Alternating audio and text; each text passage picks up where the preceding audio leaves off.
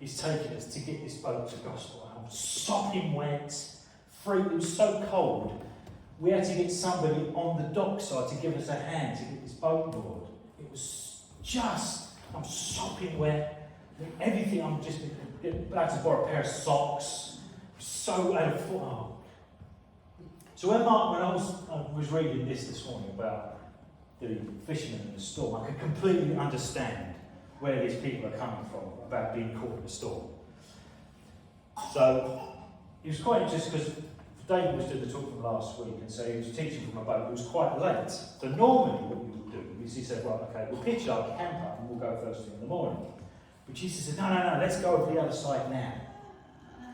He said, okay then. So leaving the crowd behind, they took him along to see what it was, and there was a couple of other boats that went with them as well. So they weren't alone. And then a furious squall came up, and the waves broke over the boat so they were nearly swamped. So if you understand the topology of that, they were used to these kind of storms. They were quite frequent.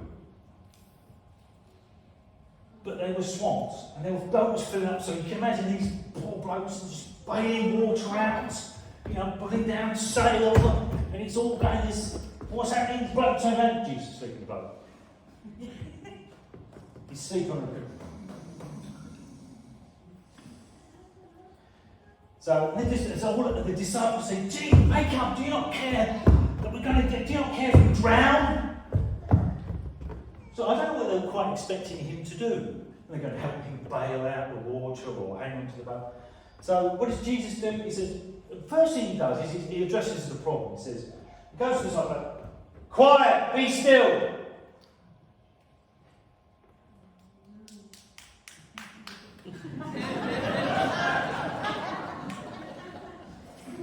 So you can imagine it's like the scene where all of a sudden they're holding buckets now.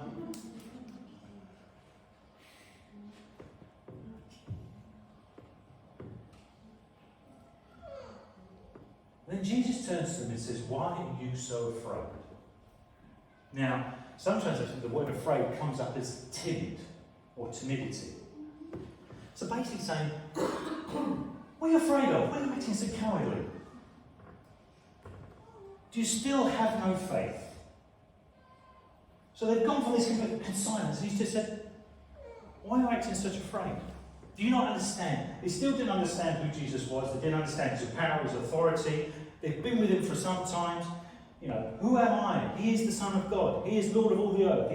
They've seen him cast out demons. They've seen him heal the sick. They've seen him, sins are forgiven. They've heard about the truth that he speaks about God, and yet they still don't really understand who he is. And all of a sudden, nothing. He calmed the great storm. Now, in the Old Testament, you can read about storms and God over the elements. I mean, one that came to mind was parting of the Red Sea. All of a sudden, you've got all of Israel behind. It says, and Moses stands there, plants his stick in the water, and all of a sudden, parting the Red Sea. So they understood God's power. And they were terrified. Now, bearing in mind, they've already been scared to death in the storm. And they turned and said, and now they're terrified of Jesus. And they're asking each other, who is this? Even the wind and the waves obey him. They're suddenly getting a little hint of actually who Jesus really is, the power and the authority that Jesus has. So that story is about storms around us. What about storms inside us? So that's where we come to Mark 5. When Jesus got out of the boat, a man with an impure spirit came from the tombs to meet him. The man lived in the tombs, and no one could bind him anymore, not even with chains. He had often been chained hand and foot. He tore the chains apart and broke the irons on his feet. And no one was strong enough to subdue him. Night and day among the tombs and in the hills, he will cry out and cut himself with stones. Mark, to coin a phrase, spends a lot of ink describing this poor boy's predicament. Normally when you listen to some of the stories in Bible passages, woman's been bleeding for some years, the man's paralysed, can't hear, can't see.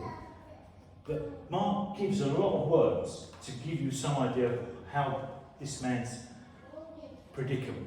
He's been exiled because Jews don't associate with the dead. You understand, in their culture, your ceremony unclean if you're around dead people. So he being in tombs, nobody would have gone near him. And even those people who did go near him were trying to chain him up. They weren't helping him, they were just trying to subdue him. And even then he broke all the chains and the bindings. He was suffering. He was suffering in body, he was suffering mind, he was suffering spirit, but he was suffering alone. And then we find out a little bit more about his predicament, because Jesus, who are you? And they say, we are legion, for we are many. Now, legion in Roman times was about up to 6,000 men. So you can imagine Mark's trying to describe to us how bad this man is possessed. He's got thousands of demons and evil spirits inside of him. He's suffering. So as the disciples are being pummeled in the storm on the waters, this man is being pummeled in his spirit. But like the waters of the lake, the man will find peace in Jesus. And so when he sees Jesus, what does he do? He runs over and kneels before him. Why? Because even the demons say, call him the Son of the Most High. The spirits are aware of what Jesus' authority is like.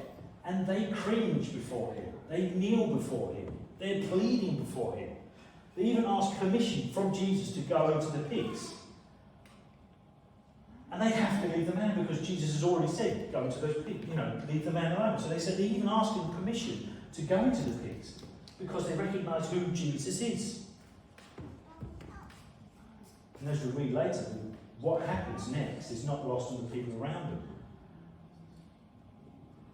So they hear a report of what happens, and they come to see if it's true. And there they see the man sitting in his right mind, totally changed. They hear the story from those who saw it, and they'll probably see the pigs lying at the bottom of the cliff as well. And they cannot handle it. They beg him to go away because they're afraid of his authority and power. This was one man, one person against thousands of demons. They'd rather have the man back. They'd rather have the demons throwing this man around. They'd probably rather have the pigs as well. They want anything but the realisation of who Jesus is. He is the Son of God. So you can imagine the scene. All of a sudden they come up and there's this man sat there, calmly, in his right mind. And so they react exactly the same way the disciples did. They were afraid. But they're not afraid of the man like they once were. They're afraid of because of what the man has become. They thought they knew what they were doing, but they didn't. They thought they controlled the situation, but they couldn't. They thought they had a real grasp on what they couldn't do in the world. They hadn't. Mark is getting us to think along the lines of the disciples, because the disciples in chapter 4 says, who is this? Who is this man?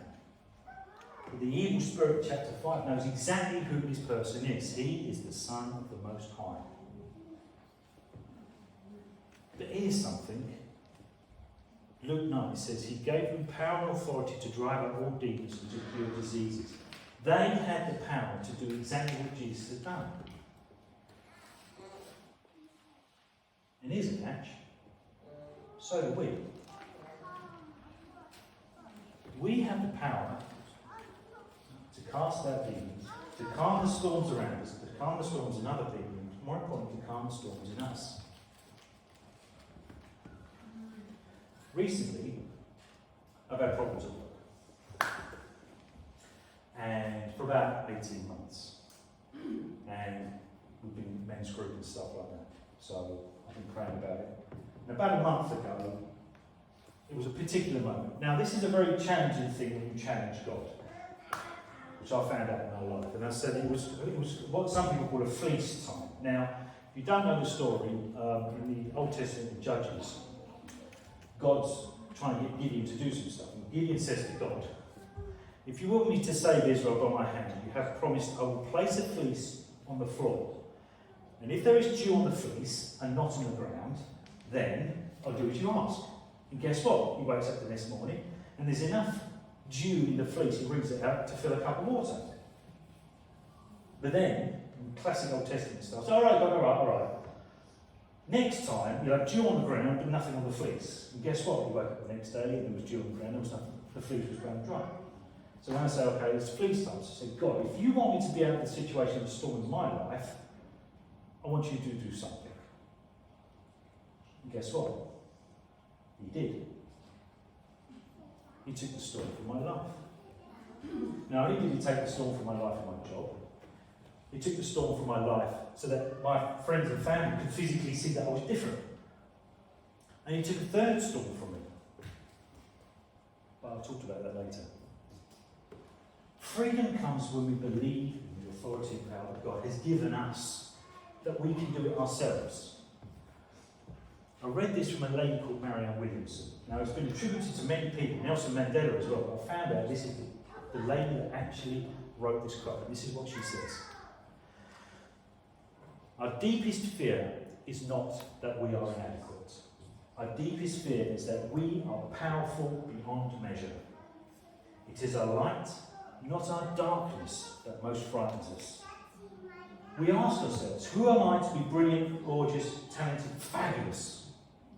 Actually, who are you not to be that? You are daughters and sons, children of God. Your playing small does not serve the world. There is nothing enlightened about shrinking so that other people won't feel insecure around you. We are all meant to shine, as children do. We were born to make real the others, the glory of God that is within us. It's not just in some of us, it's in all of us. And as we let our own light shine, we unconsciously give other people permission to shine as well. As we are liberated from our own fear, our presence, our power, our light automatically liberates others from their fears. One thing, do not be afraid. Do not be afraid.